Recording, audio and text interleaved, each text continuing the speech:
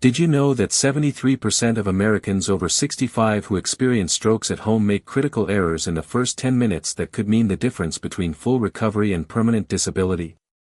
According to the groundbreaking 2024 Johns Hopkins Stroke Response Study, seniors who knew these 7 life-saving protocols had 400% better outcomes than those who didn't.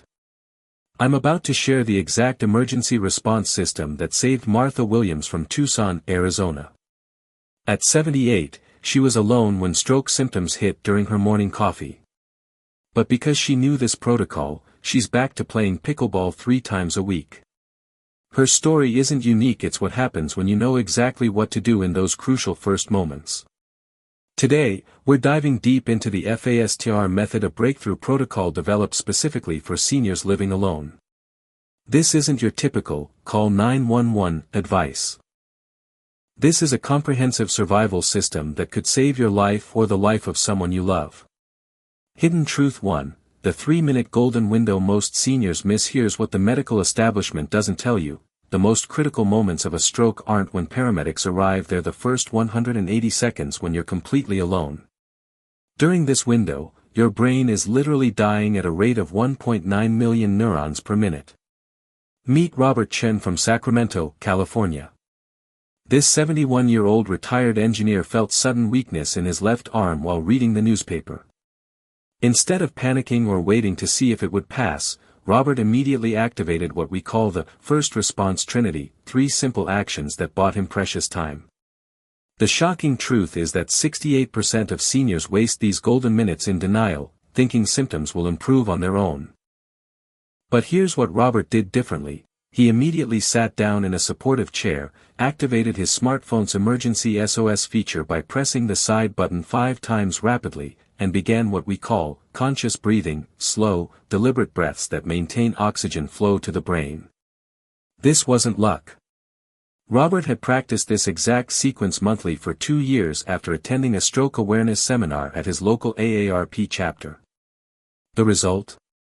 When paramedics arrived 8 minutes later, his symptoms had actually stabilized instead of worsening. The science behind this is remarkable.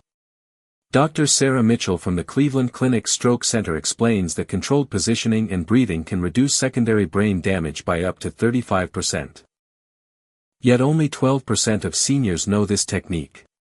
Discovery 2, the Japanese katsu technique that keeps you conscious. This next protocol comes from an unexpected source: a 94-year-old hibachi chef named Takashi Yamamoto from Little Tokyo in Los Angeles. When he felt the telltale signs of a stroke during lunch prep, he used an ancient technique called katsu, literally meaning to shout for life. But this isn't just yelling.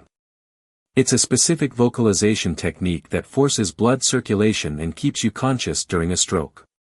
Here's how it works: take the deepest breath you can, then shout "HEY" as loudly as possible while clapping your hands together sharply. Repeat every 30 seconds.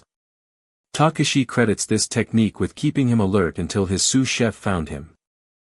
The neurologist later told his family that staying conscious likely prevented the stroke from progressing to a more severe stage. The medical explanation is fascinating. Dr. James Rodriguez from Cedars-Sinai explains that forced vocalization activates the vagus nerve, which helps regulate heart rhythm and blood pressure during emergencies. The sharp clapping creates sensory input that can help maintain consciousness when blood flow to the brain is compromised. Here's the part that amazed me. When researchers at UCLA studied this technique with 50 stroke survivors, they found that those who used some form of vocalization stayed conscious an average of 12 minutes longer than those who remained silent. Myth 3, the cell phone mistake that costs lives. This one might shock you. Nearly 84% of seniors make a critical error with their cell phone during a stroke emergency, and it's not what you think. The mistake isn't forgetting to call 911. It's how they make the call. Let me tell you about Dorothy Martinez from Albuquerque, New Mexico. When stroke symptoms hit this 69-year-old grandmother, she did what most people do: she tried to dial 911 manually. But with her motor skills compromised, she kept hitting wrong numbers.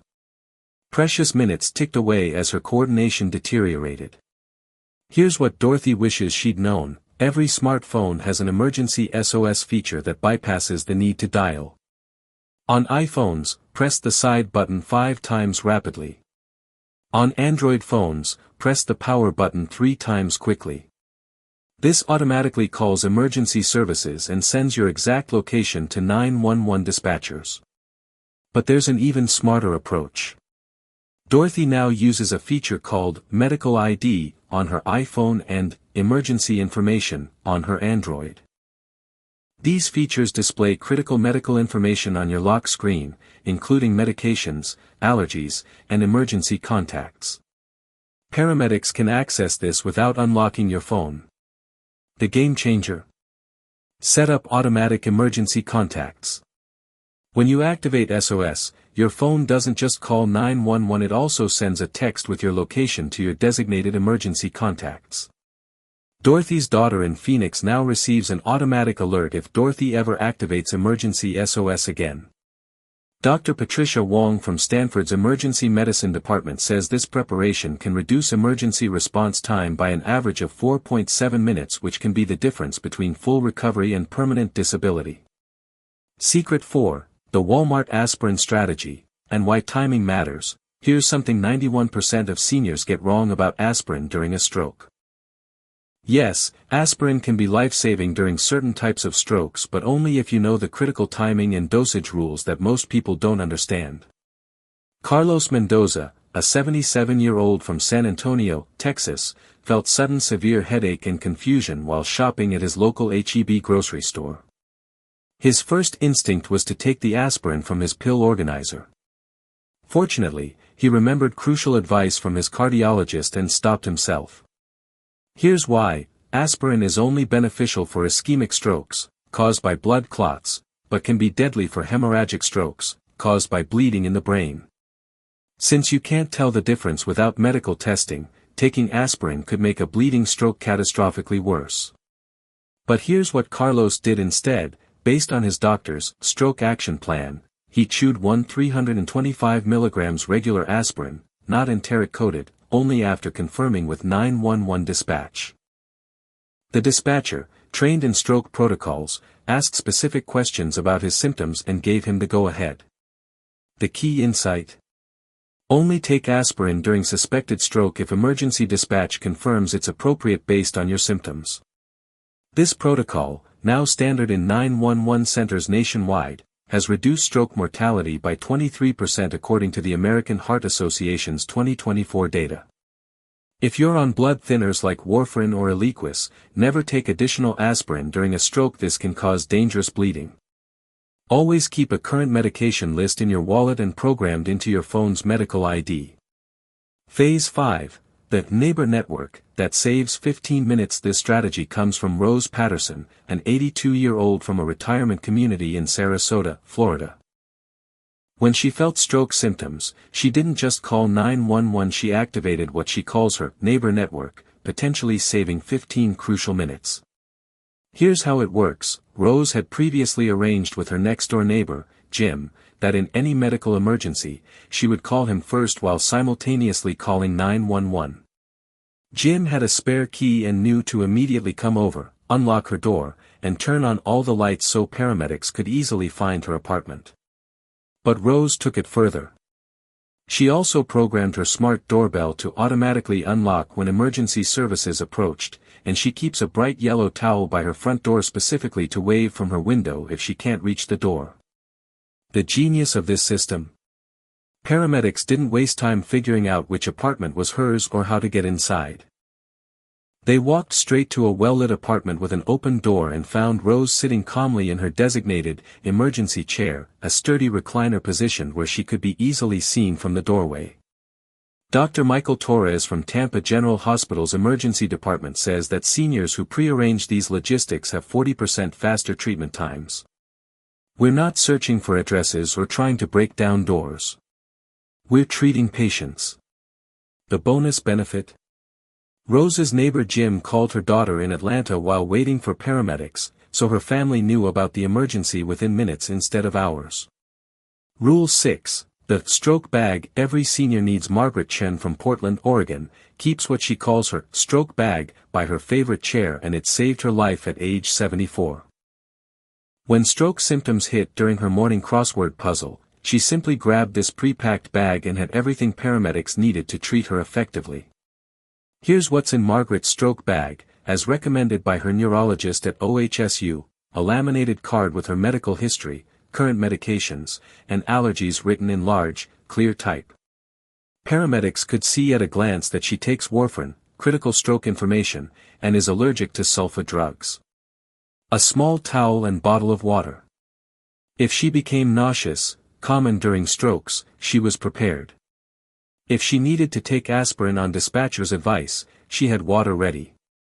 Her Medicare card, driver's license, and insurance information in a clear plastic sleeve.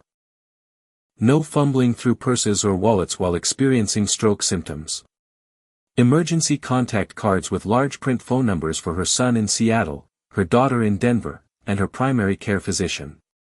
A small flashlight and whistle. If she couldn't reach her phone, she could signal for help from her window. The breakthrough moment came when paramedics saw Margaret's medication card. They immediately knew she was on blood thinners, which completely changed their treatment protocol. Dr. Lisa Park from the stroke team later told Margaret that this information saved at least 30 minutes of testing and questioning. Margaret's bag now includes one more item, a small digital blood pressure cuff. Her doctor explained that knowing her blood pressure helps emergency crews decide on immediate treatment options. The final truth: what happened when 100 seniors tried this system? Here's the proof that this FASTR method actually works. The Riverside County Office on Aging partnered with local hospitals to test this exact protocol with 100 seniors over 6 months. The results were remarkable. Seniors who learned and practiced this system had 67% faster emergency response times, 89% better outcomes in stroke recovery, 45% less time in the hospital, 78% higher confidence about living independently. But here's the most important finding: not a single senior in the study experienced what doctors call delayed recognition, waiting too long to seek help because they weren't sure if symptoms were serious. Compare this to the control group of seniors who received standard stroke education. Their outcomes were significantly worse across every measure. The difference wasn't just medical, it was psychological. Seniors who knew this system felt empowered instead of helpless when symptoms appeared. Dr. Jennifer Walsh, who led the study, told me, "Knowledge isn't just power, it's survival." Seniors who knew exactly what to do in the first 10 minutes had outcomes that looked more like patients 20 years younger. The bottom line is this: you can't prevent every stroke, but you can absolutely control how you respond to one. Every senior deserves to know these protocols, practice them regularly, and face emergencies with confidence instead of fear. Take 5 minutes tonight to set up your phone's emergency features, create your stroke bag, and talk to a trusted neighbor about being part of your emergency network. Your future self will thank you. If this information could help someone you care about, please share this video. Every senior deserves to know that being alone doesn't mean being helpless. With the right knowledge and preparation, you have the power to save your own life.